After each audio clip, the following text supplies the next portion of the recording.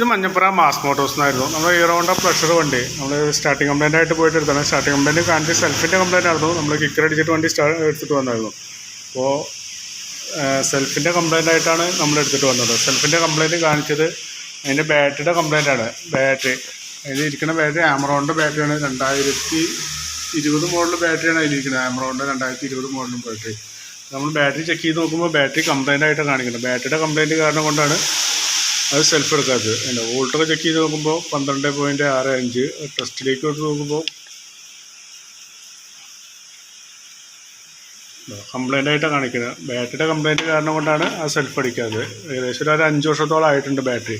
അപ്പോൾ ബാറ്ററി മാറ്റി കഴിഞ്ഞാലാണ് നമുക്ക് ആ സെൽഫിൻ്റെ കംപ്ലൈൻറ്റ് ക്ലിയർ ആവുള്ളൂ കേട്ടോ. പിന്നെ അതുപോലെ 2 ബ്രേക്കും ചെക്ക് ചെയ്യാൻ വേണ്ടിയിട്ടുണ്ട്. അപ്പോൾ നമ്മളതിന് വേണ്ടി നമ്മൾ ഫ്രണ്ടിലെ ബ്രേക്കൊക്കെ ഒന്ന് ചെക്ക് ചെയ്യാൻ വേണ്ടി വെച്ചിട്ടുണ്ട്. ഫ്രണ്ടിലെ ബ്രേക്കൊക്കെ നമുക്കൊന്ന് ക്ലീൻ ചെയ്തിട്ടാൽ മതി. അതിന് ബ്രേക്ക് ക്യാമൊക്കെ അയച്ച് ഗ്രീസ് ചെയ്ത് കുറേയൊക്കെ അയച്ച് ക്ലീൻ ചെയ്തിട്ടാൽ മതി. അത് കൂടാണ്ട് അതിന് ഈ വീലിൻ്റെ ബാരിങ്ങിന് ഒരു കംപ്ലൈൻറ്റ് കാണിക്കാൻ ഷേക്ക് കാണിച്ച് തുടങ്ങിയിട്ടുണ്ട്.